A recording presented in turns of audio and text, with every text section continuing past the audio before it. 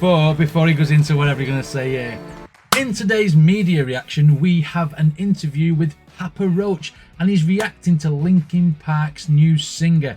This will be crazy for me because obviously Linkin Park and Papa Roach came up roughly at the same time, and they've got the the mutual respect between the bands and stuff. I cannot wait to see what Papa Roach thinks of Emily.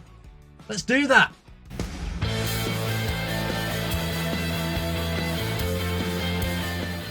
Okay, so I don't know what show this is or who this guy is, so let's go. I did see you dedicate Leave a Light On to Chester Bennington a couple months ago. What does it mean to like do that on stage in front of a crowd who a lot, you guys share a lot of the same fan base. Yeah, man, we lost a good one in him. Facts. And that was a heavy one. Chris Cornell as well, Obviously, the thing with Chris Cornell and Chester Bennington is they were like best friends. I think some of them was like godfathers to each other's kids or something, weren't they? If I remember rightly. But obviously, Chris Cornell is more old school. But I mean, like say, best friends with Chester. You've got like Papa Roach, who obviously respects these guys. Papa Roach obviously can relate to these two as well with the mental health that he's suffered through the years and stuff, and that like venting through music and whatever. Okay, and it is a heavy because it hits home, doesn't it? I just wanted to, shout out. use music to, I guess, to honor him for a moment. Classic. Miss that dude. Yeah. He was just such an iconic. He was another one that took his pain and turned it into purpose through his music. Yes. And to lose him is tough. You see them coming back now, and they've got a new singer, and I got to tell you, a couple of them new songs. Fuck. Before he goes into whatever you're going to say, obviously with the old school Linkin Park, got a big catalogue of 1999 to 2017, nearly 20 years worth of music with Chester at the helm of the front of the band, if you like. So you get used to a certain sound. Now Papa Roach is going to start talking about the new singer and the new songs. I'm intrigued here because obviously a lot of people, like even in the fan base, are divided on whether Linkin Park should have carried on, should they change singers, should they not, blah blah blah. And I'm really really interested to see what Papa Roach is going to say about this. To lose him is tough. You see them coming back now, and they've got a new singer, and I got to tell you, a couple of them new songs fucking rip. They're great, but there's part of me that just totally loves it, and then part of me is just like, it just hurts my heart. Like, damn. Like the new singer, she's killing it. Yeah. But it's like, God, I just want to hear Chester sing that shit. Yeah. And this is, I wouldn't say it's a problem, but this is what people are always going to say. This new song, it's great. This next new song, it's great. Then when the album comes out in November, it's going to be great. But what would it have been like with Chester?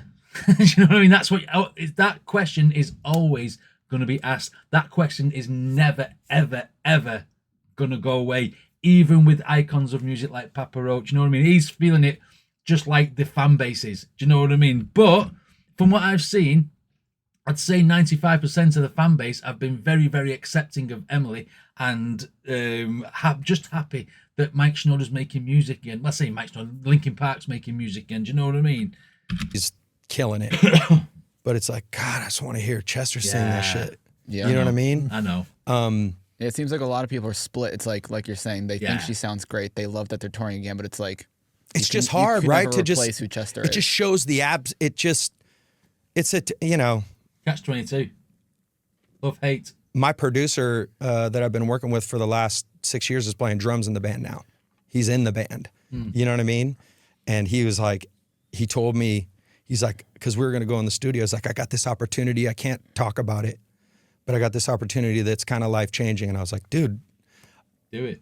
A few times over in my career, I've had people come work with me and they go, I got an opportunity I can't pass up. It's going to level me up. And I'm like, psh, go. Well, like, I love to see the homies rise. You've got to bite the apple, haven't you? If something, I mean, I love the fact that this producer, I didn't know the producer of Papa Roach or what he's been working with is now the drummer of Linkin Park. That's crazy to me now, especially after hearing Papa Roach say that. But I love the humbleness of him by saying, if you've got an opportunity to like level up or further your career, then mate, go for it.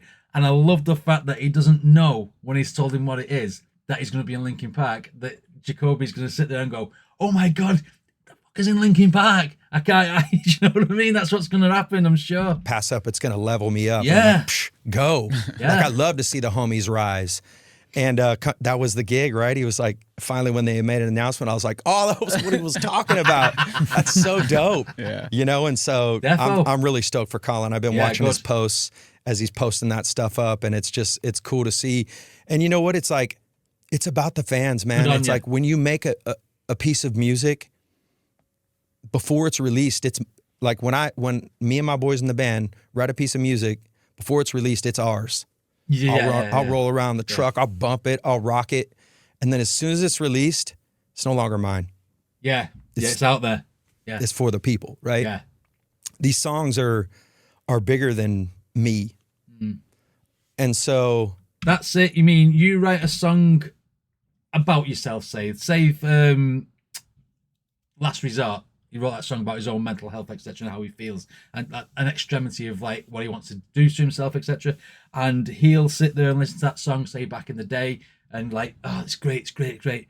Like, say when you release that song and the fan base has it, you've got to then let go. It's like letting go of your kids going to school, or I suppose like not school, letting your kids go off, like moving out of your house. You know what I mean? You've said goodbye to that now because all the fan base is gonna love the singer, the band, etc. No matter who they are, the fan base is gonna say that's our new song. Wow, what an anthem, etc. You know what I mean? And you know, yeah, I get what he's saying. Mine, it's for the people, right? Yeah, definitely. These songs are bigger than me, and so when you hear, you know, LP going out playing shows, you hear the crowd singing these songs, and that's what it's about. Totally. Damn right. You know what I mean? Like, that's what this is about. I've said this in a lot of reactions, especially live reactions, that there's no better accolade than your fan base, your crowd singing your song back to you, even if you're not singing it back to them, and you're taking that moment in just for that. Even if they're only singing the chorus back to you, you know what I mean? If you take a time out and watch them sing that song back to you, you know, that'd be like, it's love in the room, isn't it? It's honoring his life's work, because that music was so impactful and spoke to a lot of people in their dark times, you know. And I still think need it. Yeah, I think they do. You know, P. Roach and Linkin Park, we've been in the business almost as same exact time. That's what I said. As each other. Yeah. And so we were actually one of the first bands when they first came out. We took them on tour, and it was like we bonded a friendship out there that was like, oh, that's so special. Oh, that's nice. It was cool, man. Chester and I, we had kids like right around that. We were on Ozfest together, and we both got our wives pregnant right as we were out on the Ozfest. And we had kids like Same 2 age. to 3 weeks apart from each other. That's crazy. And so, yeah, Draven and my oldest son, Mikhail, are like 2.5, 3 weeks apart. Yeah, so we had kids at the same time. It was a good little run in the beginning. Oh, because it was genuinely a community. That's crazy to me that Papa Roach took Linkin Park on tour. Because like the size of the bands are pretty similar, but I mean, Papa Roach must have come out just before Linkin Park or rose to fame just a bit quicker than Linkin Park at the time. I'm not sure, but it's the fact they said that we took them on tour, not we went on tour together. We took them on tour. Right? Okay, that's interesting. Didn't know that. Kids at the same time. It was a good little run in the beginning. Well, because it was genuinely a community that was formed amongst that genre. Because you were for a very long time the odd man out. Right, Oh, yeah. It was music for Outkast by Outkast. Absolutely. Yeah. And it was trippy, man, because the music for Outkast by Outkast became mainstream as Totally. We did. It was cool, man. It was a great era. But there's a few groups that still abide by that logic. For my generation, it was Papa Roach to a certain degree, but it was also like Panic at the Disco. Oh yeah. You know, now Brandon it's Urie is one of the. He's so good, incredible. dude. Yeah, good His singer. voice is just. But now in weird ways, it's like groups like AJR, like alternative has changed in a weird way, and the sound has changed, and the people making it have changed. But yet still the link that connects all the successful ones, because there's ones that sell tickets and ones that don't. It's Outcasts for Outcasts. It's people who are talking to the outliers. Yeah.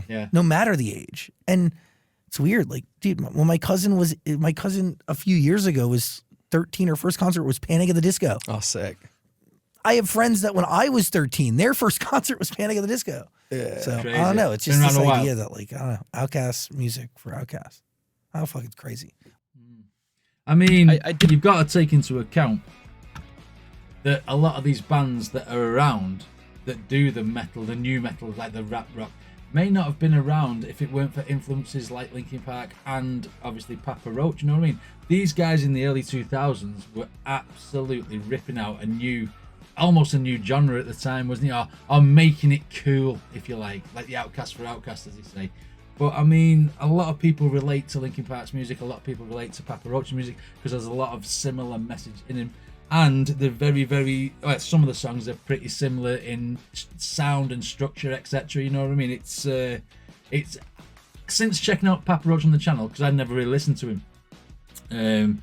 I was getting on board with the message and the sound much in the same way as when I first heard Linkin Park. So you know what I mean? I love Papa Roach's music. I love JACOBY SHADDIX. I didn't realise, because I've watched a few episodes of Scarred, that he was a singer from Papa Roach at the time, because at the time watching the episodes of Scarred, I didn't know who the hell he was. You know what I mean? But since like doing the reactions, it's dawned on me who he was, etc. It doesn't matter.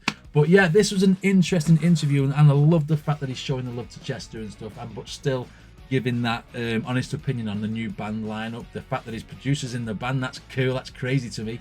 The fact that he's giving Emily's blessing, even though he said, I want to still hear Chester Man because that was the original singer. But I mean, that's why Linkin Park's calling it 0 or 2.0 or whatever, because now we're not looking backwards, we're looking forwards. We've got a new lineup, we've got a new singer. It's it's a new era, if you like, of the band. But like I said, there's plenty of bands in history doing it, like AC/DC, etc. They've changed the singers and whatever when singers have passed on and whatever. So it is nothing new. Anyway, what did you guys think of this reaction? Let me know in the comments, and I shall see you all in the next video.